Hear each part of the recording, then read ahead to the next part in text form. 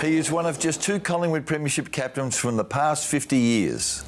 An unfashionable player who defied genetics and the purists to earn legend status at Magpie Land. Welcome, Tony Shaw. Thanks, Michael. Fascinating journey as a player, coach and commentator over, 35, 37 years? Yeah, it's been a great ride. Enjoyed it all, matter of fact. I've had some hard times, but some great times, and hopefully it continues for a while now, Mike. Did you ever lose the faith? You've come in as a squat, not particularly quick, not particularly gifted player. Did you ever doubt yourself? Oh, probably when you're 77, I went to train for the under-19s, and I was pretty aggressive with one of the best junior players I've ever played with, Terry Tilley, a mate of mine. And after 7 quarters of not getting a run, we sort of went up to the manager who was running and said, "You can stick your club." And it was sort of, it was a slap in the face because we saw other players getting, games when we knew we would be better than them. But that's the way I thought, and I was lucky. I went back and had a great year at another club, Reservoir Lakeside, which won an A-grade premiership in the Diamond Valley, and I played against men, Mike. My development went through the roof really quick. 1978, you make your senior debut, wearing number 56. 56. Yeah. You didn't last long, which wasn't unusual in those times. A kid would get a game, get a taste of it, and then go back to the seconds. Yeah. You didn't cop it too well, did you, when you got dropped? No. I hated it, matter of fact, and I was, like all young players, you're a bit selfish. I was really worried every game that it could finish quick. 56, and I went to 32. I won the seconds best and fairest that year. In 12 games, had 4 or 5 at the end of the year in seniors, and played one final and got dropped against Hawthorn. But when I got dropped, I just thought, geez, I hope they get beaten the next week. Did you really? Yeah, well, you're selfish about. I love the club, but I was just selfish. Your brother Ray had been at Collingwood. Yeah. Celebrated Collingwood figure. Didn't you learn as he went through his grades at Collingwood about sort of what was required to play AFL? No, look, Ray didn't give me... he gave me space, and I really appreciated that. But the bloke who looked after me a hell of a lot at Collingwood was Ronnie Wearmouth. He was very unselfish about educating other people and other rovers. He was very... he wasn't worried about himself, where I was worried about myself, but he taught me the ropes a bit more than Ray did, because, like I said, Ray gave me the space I needed. Someone saw something in you, Tony, didn't they? Because your third jumper, but it happened in a hurry, was the number 22 worn by the great Bobby Rose. Yeah, well, the bloke who, there was Tom Hafey, loved my style, probably because that's what Tommy was, But Ronnie Richards was the man. Ronnie went to Tom and said, "I think this bloke can play a bit," and I was so close to Ronnie, and unfortunately Ronnie died last year, and I spoke at his funeral, one of the saddest days I've ever had. Did the theory about Tommy, I know you're a Tommy disciple, and understandably so, but there was a pivotal moment in the early 80s when Tommy appeared to lose the players at Collingwood. You were a young player. Yeah. Did he lose them? Look, let me tell you, Tommy probably trained us too hard during the final series, but that's how he had his success at Richmond. All the older blokes had enough, I thought.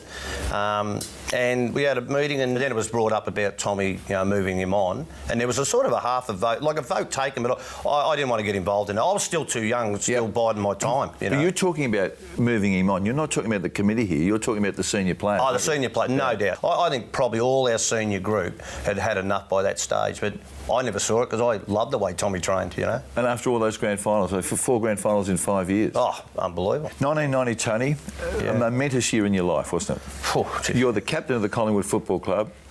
You end the Collie Wobbles, you smash Essendon in the grand final, you win the Norm Smith medal, and you finish with the Copeland Trophy. Yeah, good year, Mike. Well, amazing year. This is an amazing year, though. Yeah, it was. You forgot, I think I made the AFL team as year 2, so that's like the illustration. Yeah, just throw that one in. No, I use that a bit, but it was a dream. It was a dead set dream. We had our ups and downs in that year, but we were pretty solid. I think that I don't believe in turning points as such, but when the Hawthorn game 3 or 4 weeks out from the finals, they smacked us, and then we 120 odd points. And I remember Lee coming in the rooms, and Lee didn't have a drink that much. Our boys liked to have a drink, but Lee didn't have. Man, he got on the board and wrote bandwagon. And I'm thinking, bang, I'm thinking, what's that? That normally means you're going off the grog. And Lee didn't drink that much, so it didn't worry him. And then he sort of looked down. I was hoping we were going to sacrifice ourselves for, hopefully maybe win it if we do this, and I'm not going to have a drink, And he's sort of looking around, but he's looking straight at me in the front seat as a captain, thinking, well, anyway, I went up and signed. It didn't worry me too much. That was unusual at that time, wasn't it? We're talking 1990 here. Yeah, 1990. For blokes to swear off the grog. Yeah, oh boy. And anyway, everybody went up and swore, but let me tell you, it was quite funny in the showers about a couple of minutes later. We were in the showers and I had one bloke come up and he goes, I can't do that. I'll put it up there. Who was that? Oh, no names, no pack drill. That's all right. But then it was only one of 7 or 8. Yeah.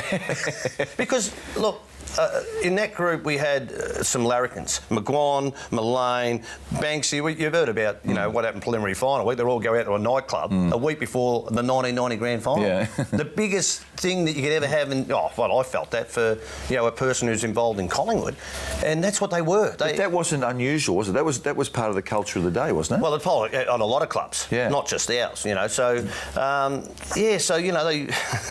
they get out there and they do what they do. But a lot of blokes come up and say, look, I need a beer to just relax on a Saturday night. And they were great competitors. And I just said to them, look, don't do it out, openly, and don't do it in public. Have a drink. If you're going to have a drink, go in your own home, do it with your mates in your own home, and just relax. But there would no use us having 7 or 8 players who weren't going to relax and play really good footy because they were uptight.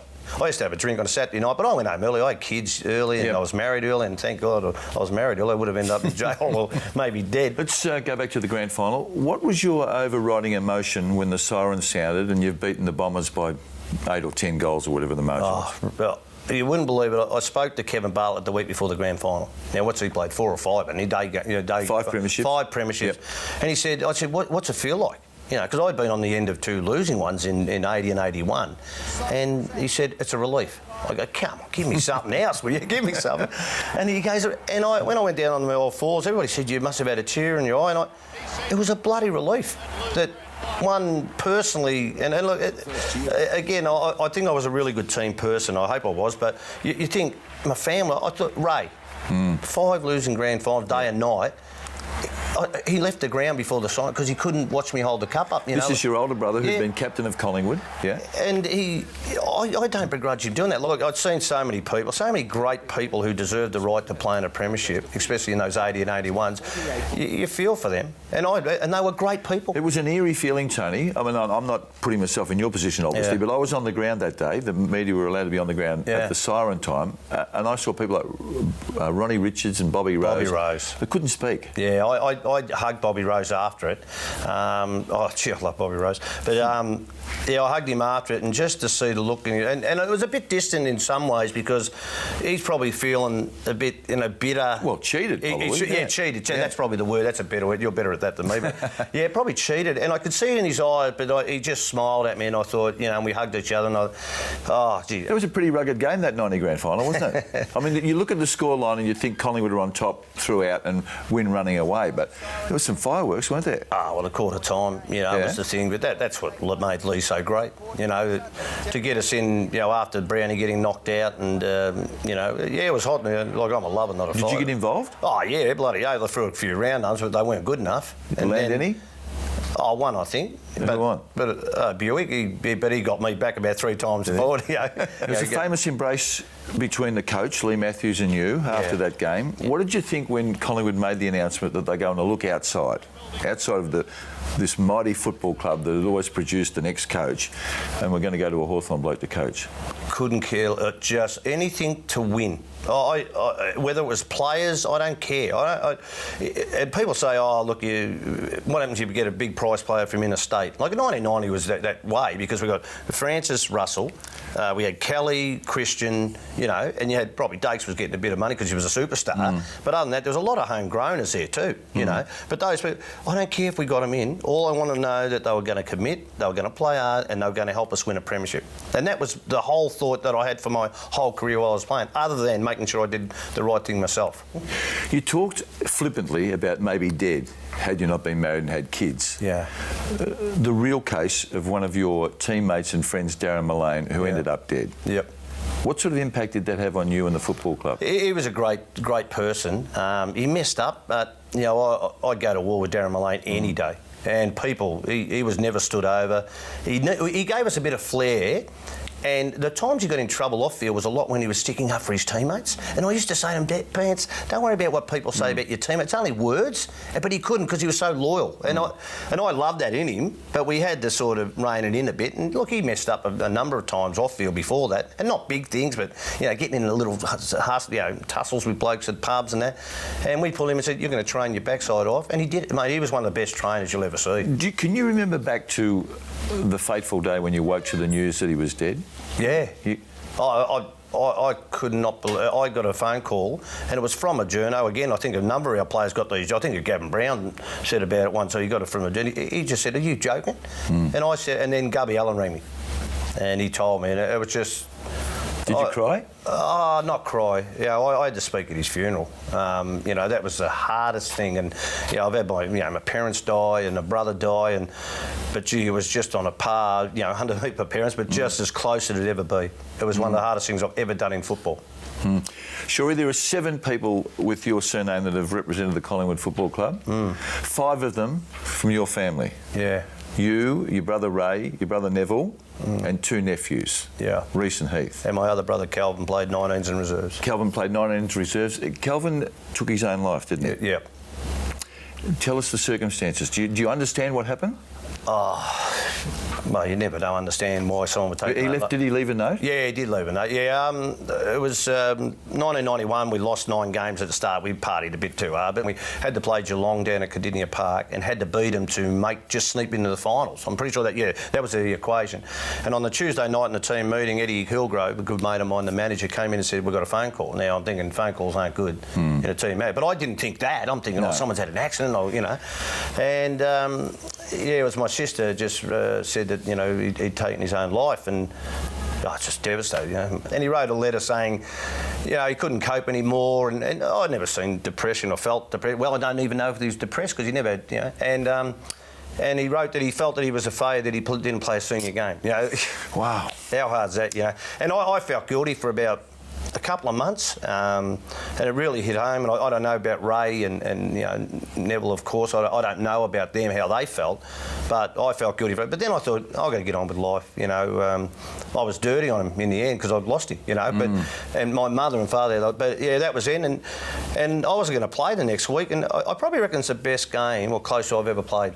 Your own boy Braden. Yeah. Beautiful pedigree. He's a Shaw. He's a star junior. He goes to Collingwood. Yeah. Father and son. Yep.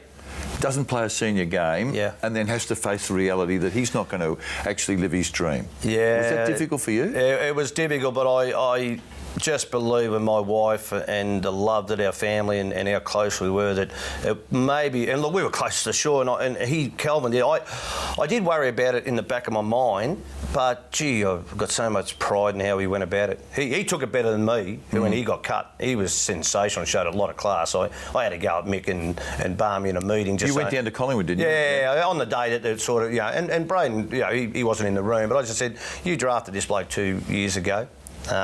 You said that that's what you want. I heard that Mick had only talked to you once or twice, but it was all done and dusted. I wasn't happy with that because I thought they didn't give him enough time.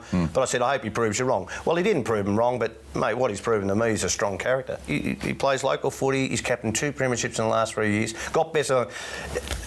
You wouldn't believe it. 3 years ago, to see him win that grand final, I couldn't sleep the night before. 1990, I slept like a baby in 1990, and when I got to the game, I couldn't talk to him. People were saying, "What's wrong with you?" I just couldn't talk to him. I was really angry and irritated because I wanted to see him have success. And when the siren went, my wife, we jumped the fence. I cried. I didn't cry in 1990. Yeah. And it was the greatest thing. The whole crowd just opened up, and here he was, standing there. We looked, mate, I've nearly cried out. Yeah. But it's still a premiership, is it? It's not what you did. But I just want him to feel success because he was such a good kid and he coped with it better than his old man. Tony, Heath Shaw leaves Collingwood. Probably not on terms that he would have considered ideal, and goes to GWS. It breaks the link between the Shaw family and the Pies. Were you upset? No, not upset. A bit sad. Sad because you got how long was it? Ray was 1975 to that period. Look, Heath wanted to stay. He went to Collingwood. He was more upset that he thought that Collingwood still wanted him. And then within about a day or so, the next time he went back in, they said, you've got to change some things. He said, yep, I'm ready to change. I want to stay here. And then 24 hours later, this is what I've been told, they said, no, we're going to trade you. Now, he was upset with that. I rang Heath up and I said, Dad, I wouldn't pay, $700,000 for you. And he goes, either would I, but I'm going. They don't want me and they're paying me $700, But look, those two blokes with Heath and Reece, they were fantastic. You talk about my son, they are so close, those three blokes. And I look to them and I say, thank you very much for helping us get through a bit of a hard time for my son. But that's another thing. But, those two players who have played in premierships, and now they always say that, Tone, we can go to Christmas, we're not going to talk about 1990 alone. and one played at another club, good kid, fantastic. They've gone through a bit in certain ways off the ground. I'm very proud of both my nephews. Let's talk about Tony Shaw, the player. Yep. Magnificent career, there's no question about that. How do you see yourself looking back as an AFL footballer? I mean, the success is there, that's in dispute. But the way you played the game, was it just your mental strength that made you the player that you were? My training and mental strength, probably. Yeah. I never, and I'm serious, I never went out in the ground. I can't remember. You do probably in your first 2 years when you doubt whether you're playing for survival. But when I really felt like I'd sort of made it, and I'm a part of a team and I had my role to play, I never thought anybody was better than me. What about the sledging, Shuri? Yeah. You are notorious for things you would say on the footy ground. Yeah. Did you cross the line? Well, yeah, probably it was so childish. and I try to pick my mark. I pick my mark really well, What, to exploit a weakness? Oh, yeah. You know who you can and what you're going to get out of someone, and you know who you can't, so don't waste your time. But, we had the thing about, your parentage and, your intercourse with this, and it was just ridiculous. No, but the more sensitive one... Yep. was racial vilification. Yeah. Did Tim Lane write an article in the paper that implied that you were racist? I work with Timmy now, and we get on great. Implied. Didn't say it. I would have liked him to say it. I would have taken his house, Tim. But I rang him up after it, and I said, mate, you're saying that I'm a racist here. And he said, oh, no, I was just implying that what you said was... I said, I don't care what race, creed or religion. I'll do anything on the field to win a game. Anything? Anything. And in that era, it was a different era of anything going. But you know what? It was an amazing thing in my whole career, and I said it after this came up a couple of times.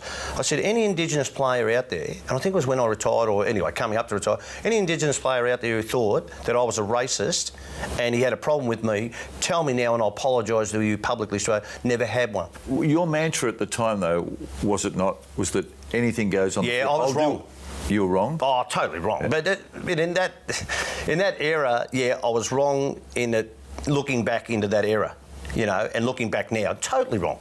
See, when you say the credo was footy field, it's war, anything goes. Yep. You took offence when you thought Greg Williams King hit you in a pack, didn't you? No, not thought. I had a beautiful looking nose when I first started playing. And look, the Diesel, we've been a function. No, but I'm just making the point. You said if anything goes on the field. I took offence at that. Yeah, you did. Yeah. See, the one regret I had on the footy field, and I got reported, I think, 3 or 4 times, but they were things that were nearly set up in the moment, just lost the plot, and that was all right. I don't regret them. But the one thing I remember Gary Ablett and Gary Lyon, I spat in his direction, and I shouldn't have done it. I didn't spit on him. I just said, nick offline, because something was hot. And I rang him next, and I apologised. I was filthy on myself, because I just hate that. Now, Greg got me in a pack. I think he even mentioned later, and he didn't think it was a great thing to do. Yeah. I can wear that, but when that night, I love you the show, but I think I texted you, said he's not Mother Teresa. You did. And that was we're talking about Diesel. Yeah, well, Diesel. But I've had a beer with. I get on well with Diesel now. We're not best mates, but we've been to a number of functions where we just shake hands, have a beer, and talk about what's going on. 300 games, Tony. Is there anyone that you crossed paths with in that time that you're not friends with? No, I don't think so. I'd rather be respected than be liked. But I hope at the end, that's what's happened with the career. And they're not mutually exclusive, People can be respected and liked. Yeah, well, I probably wouldn't go down the like team with a lot of opposition teams. I've had people, and look, it was great when I retired. I had 100 couple of letters from opposition people. People saying, I hated your guts, but I loved the way, and I wish you were on our team. So, and I took pride in that. It was so humbling to get letters from people who barrack for other teams. You had what I think could loosely be termed an ill-fated coaching career. Yeah. 4 years at Collingwood. Yep. Some of us, and I'm one, and I wrote it at the time, that you should have taken the offer to be the assistant coach at Carlton to David Parker. No doubt. No doubt. It was a mistake, wasn't it? A mistake, but there was a couple of other things there too, like, 1994, and even Lee's come out and said, lady, didn't leave us with a lot, but I wasn't into the recruiting much. So Lee said he didn't leave you a lot at Collingwood. As in personnel. Yeah, okay, but that's all right. I had 4 years to turn around. The other thing I didn't identify, and you wouldn't believe it, being a defensive player, I didn't identify how the defensive mechanism of football was going to get bigger. So you were a freewheeling team, weren't you? Well, mate, we were the highest scoring side, I think, in the first 2 years. We mainly missed out on 8, but we were a very young side, and people said, haven't got a great list, but we depended on too few. Like, we had Sav, he was a goal kicker. He didn't buy, and he was he was a really good kid, but Sav never came up with the game. He was an athlete who was playing the game, but then became a very good goal kicker. Nathan Buckley, I think I lost in one of the years for about 6 weeks or 8 weeks with a broken jaw. And Mick's right. Mick came in and said, we can't depend on Nathan Buckley. Well, I agree totally with him, but we didn't have a lot to... But that's right. But I didn't identify how the game was turning defensive, and I got no recriminations about it happening. And you know that I was more proud of our footy club under Eddie that last year when we decided that Mick was going to take... He was already in place 10 weeks. Everybody said, no, it's not done. Don't worry. That was 10 weeks before. Yep. And how we went about it, going through those 10 weeks. So Mick's coming back from West Coast to take over at Collingwood. You knew you were going. Oh, yeah. And you were prepared to actually play the kids and prepare the place for the mate, I don't want any medals for that, because I'm filthy that I've got it on my CV that I wasn't successful as a coach. I am filthy because I want to win tiddlywinks, mate. I hate losing, but I was, and I let down the club, and I got no, and I don't want anybody to feel sorry for me on that, but I didn't identify that defensive part. You can talk about the list all you want, but I had 4 years and I just didn't do it. This discussion started because I asked you whether you should have gone to Carlton in the mid-90s. Now, I wish I had. David Parkin wanted you to be his assistant. I had the job. Stephen Goff was the... I had the job. You had the job? Yep. And what happened? I went and had a meeting with Jack Elliott in Collins Street in his office. John Elliott was the president of Carlton at the time? Yeah, and Goffey was there with me when we discussed what's going to happen. And Jack's come in and said, sure, you'll be the richest seconds coach the league's ever seen, and he's going off. And I like Jack. Jack's Jack now, and I've got no worries with Jack now, but I thought, I don't think I can cope with this bloke, being as happy. I don't know how Parker did, I know, but he really turned me off. I thought it was really unprofessional. And he said, I want a decision now. And Goffey's gone, hold on, we just went in the meeting there. I said, I want to go see my family and discuss what's going on. So you hadn't discussed it at home? No, I hadn't been home. Yeah. And give us a decision now. And Goffey's gone, Jack, we've got to have 24 hours just to let it all come in and let him go home and discuss with, No, all right, you've got 24 hours and, you're still the highest paid seconds coach, or you will be if you take the job. I thought, give me a break. I don't want to be under this sort of thing. Anyway, you wouldn't believe it. Alan McAllister rings me on the way home because I think Gubby Allen had told him that I'd had this approach, and Lee was sort of coming, probably told. So Alan McAllister's the president of Collingwood? Yeah, he said, we want you to coach, take an assistant coach under Lee, and then, we'll think about giving you the senior job if things go wrong. So I had a year, and I said, that got me across the line. Tony, this sounds inconceivable, but did Lee Matthews question your courage in a game once? Yeah, he did. Pretty horrible time, really. It was out at Waverley, and Rod Grinner and I ran for a ball. He was coming off halfback, and I ran, and the ball sort of went one way, and I went to turn, and Grinter grabbed it, and it looked, I don't know, it must have looked weak to me, but the thing is, I'd done my medial ligament the quarter before, and when I went to turn, it gave way a bit, so I couldn't turn that way. Anyway, after the game, Lee said, we had a couple of blokes who didn't run hard enough at the ball, and, This is in a team meeting? Yeah, team meeting, yeah. Yeah, no, as a matter of fact, it was quarter time or whatever quarter break it was. And didn't run hard enough for the ball at that half-back flank, and anyway, I hated that. Did you know he was referring to you? Oh, yeah. He'll probably remember it. He should remember it. But I hated it, and I wore that. I drove home, or I think my wife drove home, and I had a few grogs, and I think it got to about 2 o'clock in the morning, and I was still soaping over it, and I'd never want to be questioned in that area again, and I rang him up. I was pretty well gone, but I rang up and said, if you reckon that I pulled out, I'll resign right now. Wow. Were you captain? Yeah, I think I was, yeah. And I said it to him. At the end always comes, Tony, you know that. Yours came at the Wacker ground. Yeah. Collingwood and the Eagles in a controversial finish. You just got nutted there, didn't you? Yeah, just under a goal. It was...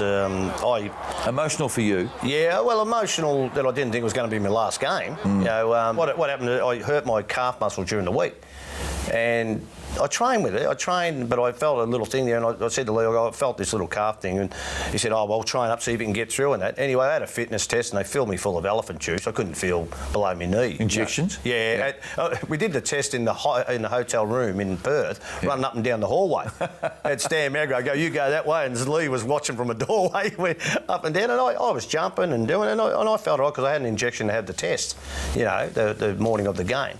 And then, get to the game, and I felt like I could get through, so I've probably been a little bit hard on myself, but I broke down within 10 minutes. And I was on the bench for the rest, and I'm thinking, come on, boys, get across the line. I knew I was gone probably for the year, and I'm just hoping, please, get across. And we didn't get there, and there's a Worsfold-McGuan thing. I was going to ask you about that. This is a celebrated incident. There was some dialogue between Johnny Worsfold, the West Coast skipper, and Mickey McGuan. Mick dropped a mark. Yeah.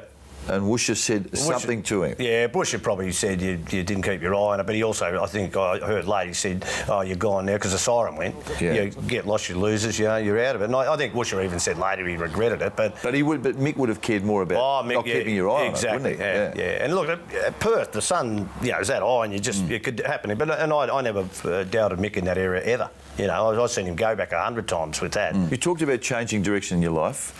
You became keen on the marathons, didn't you? Yeah. One of them with an ill-fated finish, Tony. I did do 4. Yeah, I said I owned one of them. I didn't say you ran into trees every time. Were you hallucinating when that happened? Yeah, my 38k mark, I was trying to run... See, I'd run 3:20s, but I was trying to run a sub-3, which is pretty good for a mug. Sub-3? Sub-3, yeah. So I was at the 38k mark, I'm in 2:55 or something, so I'm thinking, you know, it mightn't be too much over, but I'm going to beat my old record.